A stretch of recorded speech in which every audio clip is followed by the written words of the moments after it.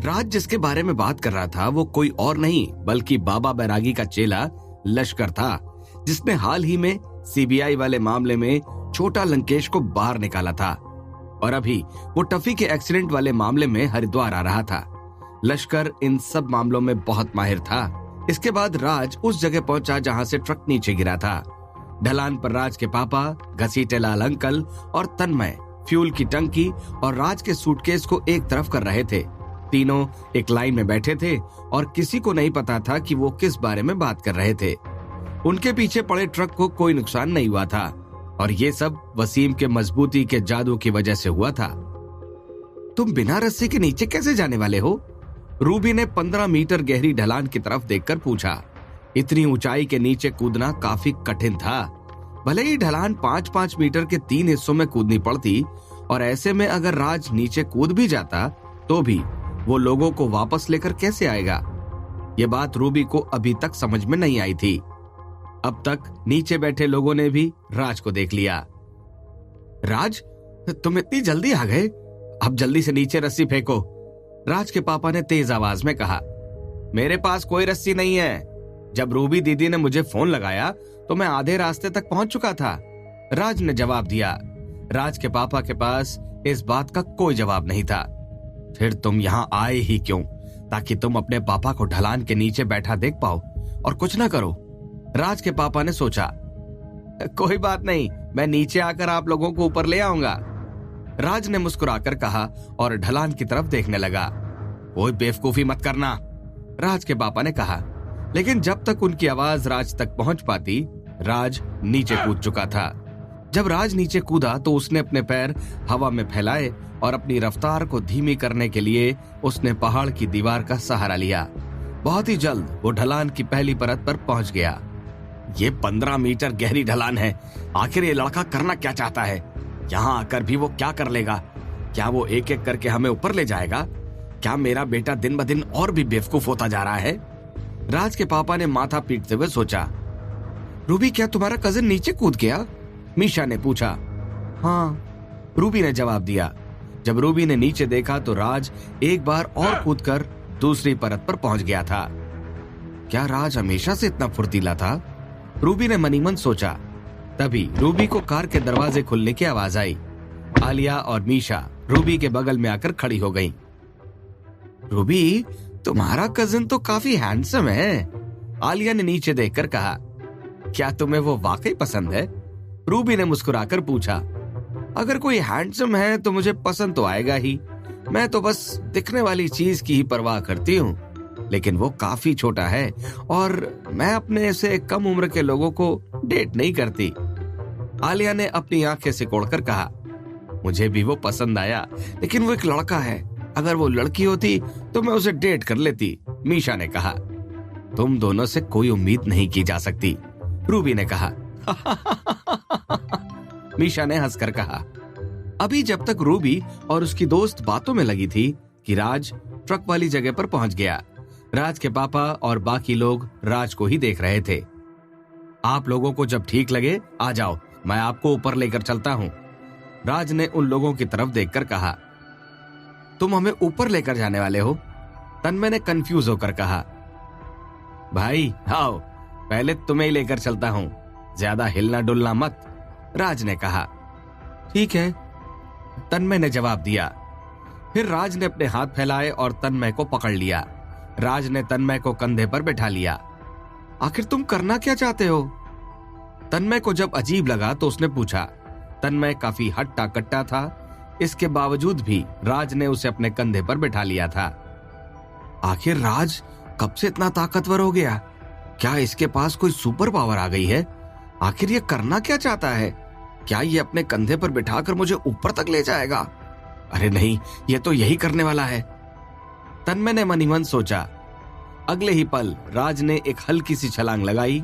तन्मय को बस यही महसूस हो रहा था कि वो धीरे धीरे ऊपर पहुंच रहा था। थोड़े ही समय में वो सड़क तक पहुंच चुका था, जिसके बाद राज ने उसे नीचे उतार दिया। हाँ, हम आ गए, तन्मय ने हड़बड़ाते हुए कहा। ये हाल सिर्फ तन्मय का नहीं था, रूबी और उसकी दोस्त भी ऐसे ही हैरान थी। वो लोग ऊपर खड़ी थीं, इसलिए उन्हें यह नजारा ज्यादा साफ दिखाई दे रहा था। राज ने तन्मय को अपने कंधे पर बिठाकर 3 छलांग लगाते ही ऊपर तक पहुंचा दिया था। ये ठीक मूवी की तरह ही था, जिसमें बड़े बड़े मॉन्स्टर्स लोगों को अपने ऊपर बिठाकर दौड़ लगा देते थे। राज, क्या तुम चट्टाने चढ़ाने वाले किसी ग्रुप से जुड़े हो? तन्मय ने पूछा। चट्टाने चढ़ाने वाले ग्रुप से? नहीं, रुको, मैं अभी नीचे जाकर घसीटेलाल अंकल और मेरे पापा को भी ऊपर ले आऊं। राज ने हंसकर कहा और एक बार फिर वो नीचे कूद गया। रूबी, मुझे अपने कजिन का फोन नंबर दो, आलिया ने कुछ बार पल के झपकाकर कहा। यह सुनकर रूबी हैरान रह गई। जब राज नीचे कूद रहा था, तब घसीटेलाल और राज के पापा ट्रक के पास से कुछ डॉक्यूमेंट उठा रहे थे। जब राज के पापा और घसीटेलाल ने राज को तन्मय को सड़क तक ले जाते देखा, तो उन्हें काफी राहत महसूस हुई। इसके बाद वो लोग ट्रक में से जरूरी सामान निकालने लगे। तभी उनकी नजर इन डॉक्यूमेंट्स पर पड़ी। घसीटेलाल की कमर में दर्द के कारण वो एक तरफ खड़ा था, जबकि राज के पापा नीचे बैठकर डॉक्यूमेंट उठा उठा कर घसीटेलाल को दे रहे थे। ये तो रोड के जरूरी कागजात हैं, लेकिन ये इतने सारे क्यों हैं?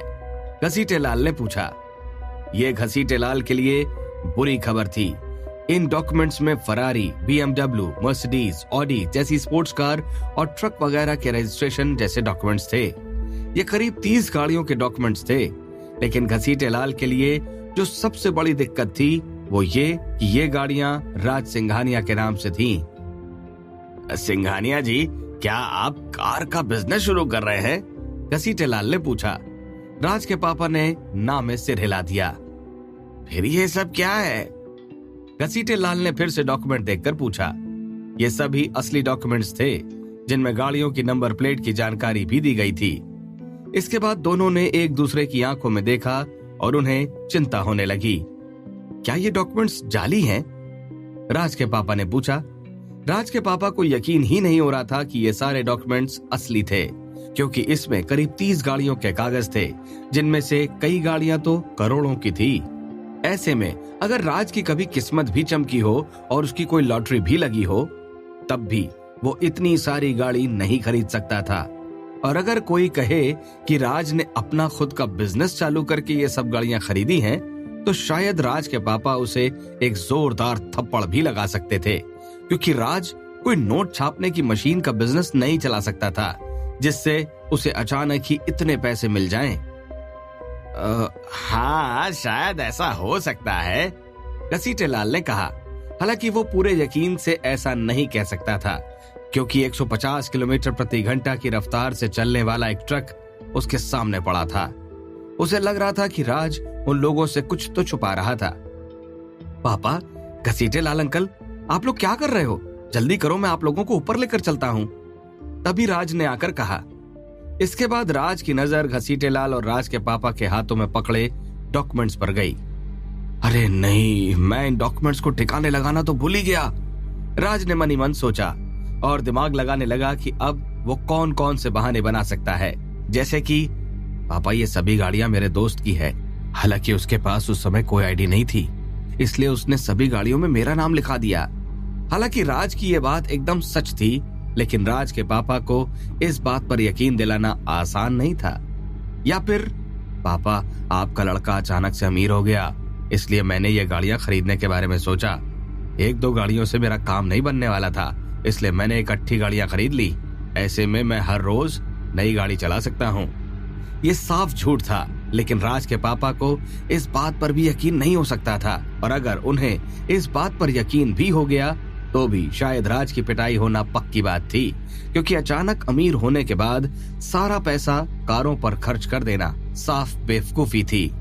राज, मेरी बात सुनो, जाली डॉक्यूमेंट्स लेकर चलना गैर कानूनी है, इससे तुम्हें जेल भी हो सकती है। अभी जब राज उलझन में पड़ा ही था, इतने में ही राज के पापा ने कहा। जाली डॉक्यूमेंट्स की बात सुनकर राज थोड़ी देर को चौंक गया। पापा, ये जाली डॉक्यूमेंट्स नहीं है, ये सभी स्टेज का सामान है। मूवी में स्टेज पर इस सामान का इस्तेमाल होता है। क्योंकि इस बार मेरा कोर्स इतना कठिन नहीं था, इसलिए मैंने मूवी से जुड़ा एक क्लब ज्वाइन कर लिया। छुट्टियों में हम एक छोटी मूवी बनाने का सोच रहे हैं, जैसे आपने इंटरनेट पर देखी होगी, है ना? मुझे उसमें अमीर लड़के का किरदार मिला है, इसलिए क्लब के मेंबर्स ने मुझे ये डॉक्यूमेंट्स दिए। राज ने हंसकर कहा, अच्छा तो ये स्टेज प्रॉप्स है। राज के पापा और घसीटे लाल को अब समझ आ गया। भले ही राज ने जोड़ तोड़ करके ये कहानी बनाई थी, लेकिन इससे उसका काम बन गया था। राज, जैसे ही तुम्हारी मूवी का काम खत्म हो जाए तुम मुझे वो जरूर दिखाना। राज के पापा ने राज के कंधे थपथपाकर कहा। हाँ हाँ बिल्कुल, राज ने हंसकर जवाब दिया। हालांकि अगर तुम स्टेज प्रॉप्स भी इस्तेमाल कर रहे हो तो तुम्हें ऐसे डॉक्यूमेंट्स नहीं चुनना चाहिए जो बिल्कुल असली लग रहे हो। किसी को भी इन्हें देखकर गलतफहमी हो सकती है, जिससे तुम परेशानी में पड़ सकते हो। राज के पापा ने कहा। हाँ मैं समझ गया, मैं बाकी लोगों से इस बारे में बात करूंगा, राज ने मुस्कुराकर कहा। ये सुनकर राज के पापा ने बस सिर हिला दिया। अच्छा राज, क्या तुम इस साल के आखिरी तक मूवी बना लोगे? अगर ऐसा हो जाए तो हम नए साल पर पूरे रिश्तेदारों के साथ उस मूवी का मजा ले पाएंगे। राज के पापा ने कुछ सोचने के बाद कहा। आखिर राज के पापा का दिखावे वाला भूत उनके सिर पर चढ़ ही गया था।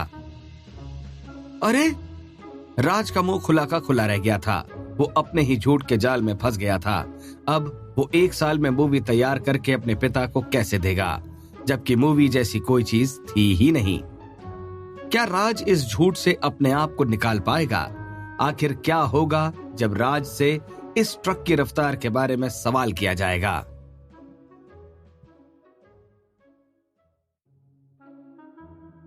क्या तुम साल के खत्म होने से पहले मूवी नहीं बना पाओगे? फिर आखिर तुम्हें कितना टाइम लगेगा? और ये कैसी मूवी होगी? क्या ये भी इंटरनेट के फनी क्लिप जैसी ही होगी? राज को कंफ्यूज देखकर उसके पापा ने पूछा। नहीं, चिंता मत कीजिए, ये साल खत्म होने के पहले मूवी आ जाएगी, राज ने अपने सीने पर हाथ रखकर कहा।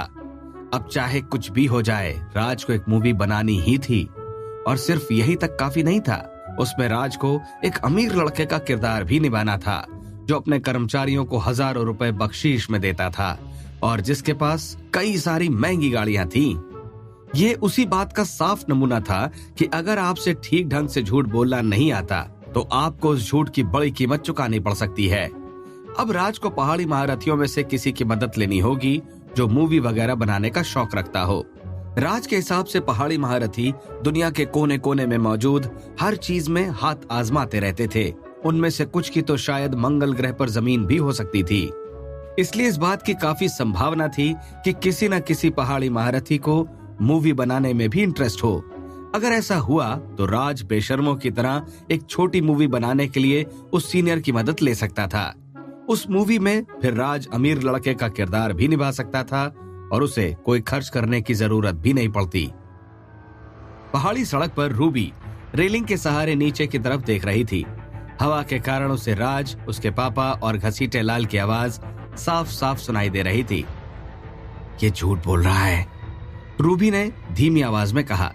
इतनी ज्यादा दूर होने के बावजूद रूबी राज का झूठ आसानी से समझ सकती थी। राज 2 बार में अपने पापा और घसीटे लाल को भी पहाड़ी सड़क पर ले आया। इसके बाद वो अपना सूटकेस भी ले आया। रूबी ने राज के पापा, घसीटे लाल और तन्मय की तुरंत जांच पड़ताल की। घसीटे लाल के कमर के दर्द के अलावा उनमें से किसी को कोई चोट नहीं आई थी। चाचा, मैं और मेरे दोस्त आप लोगों को घर तक छोड़ देंगे, हालांकि हमें 1 से ज्यादा चक्कर लगाने पड़ सकते हैं, रूबी ने राज के पापा से कहा। तीनों लड़कियां स्पोर्ट्स कार चला रही थीं, जिनमें बस 2 सीटें होती हैं, इसलिए वो बस एक ही इंसान को उसमें बिठा सकती थीं।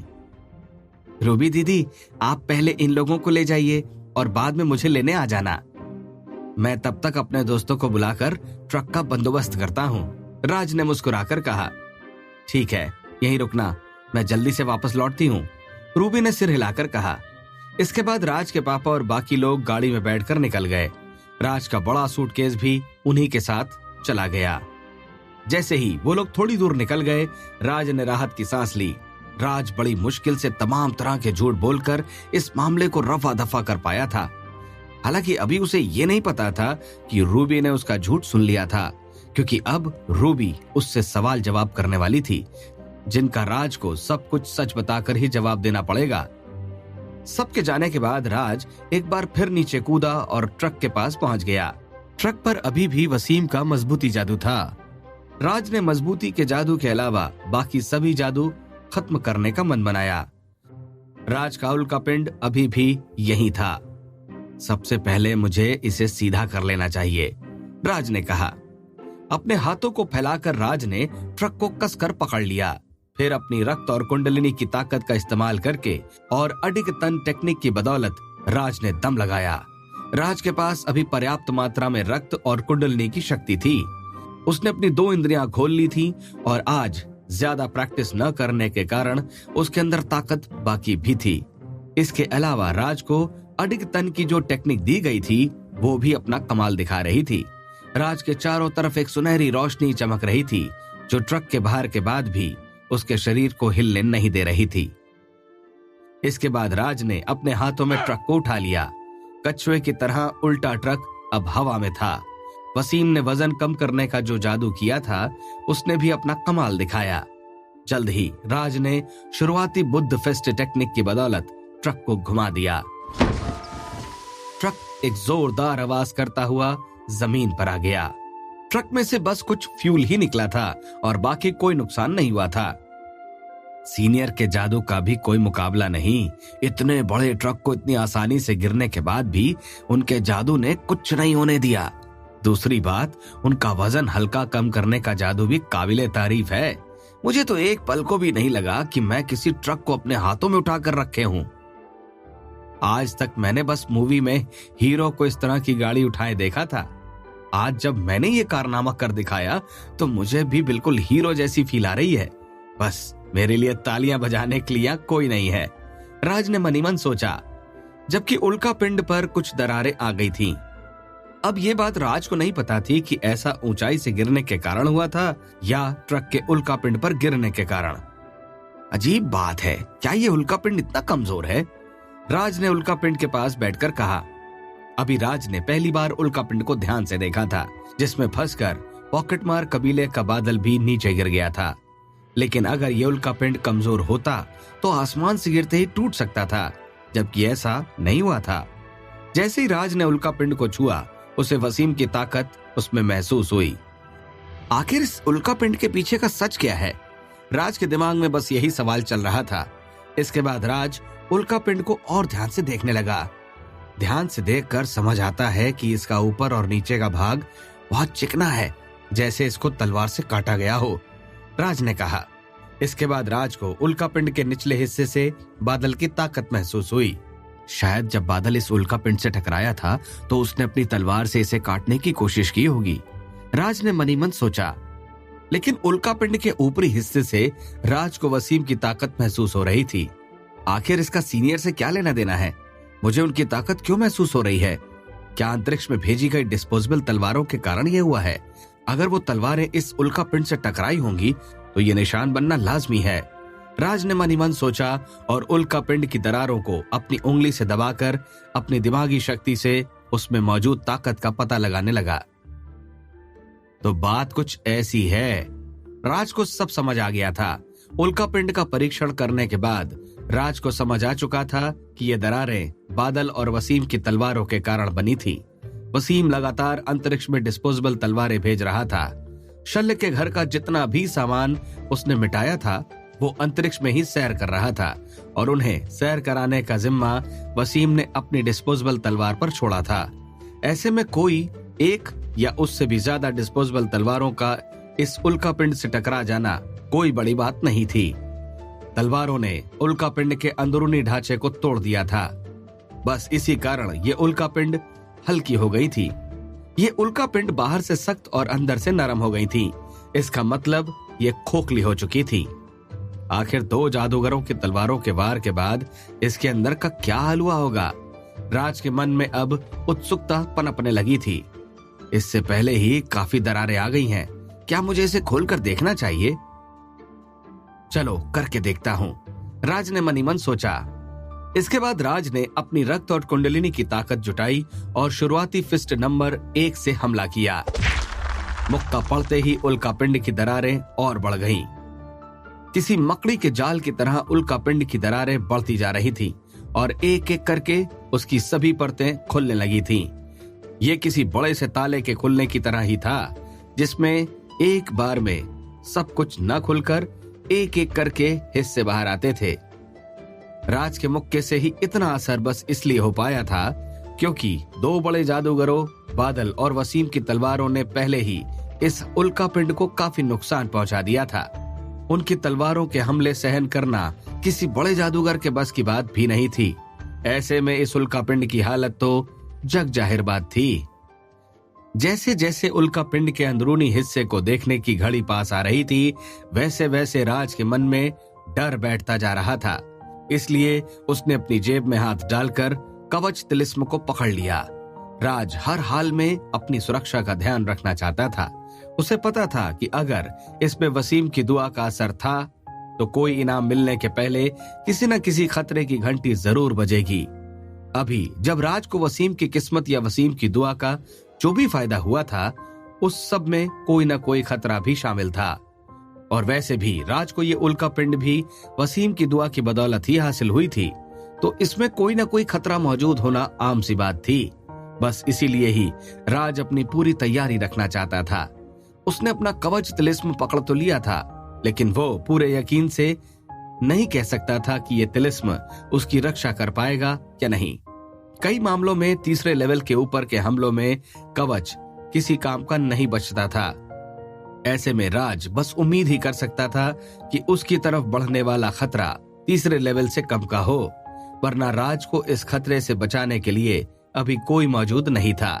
वसीम अभी अपने मेडिटेशन में था, टफी हरिद्वार में किसी होटल में था और यहाँ कोई और पहाड़ी महारथी भी मौजूद नहीं था। ऐसे में राज अपनी किस्मत का दांव ही लगा सकता था। अचानक ही उल्कापिंड में एक जोरदार धमाका हो गया, जिसे देखकर राज डर गया। क्या राज उल्कापिंड के इस धमाके से अपनी रक्षा कर पाएगा? क्या राज इस धमाके से बाकी लोगों का ध्यान अलग कर पाएगा?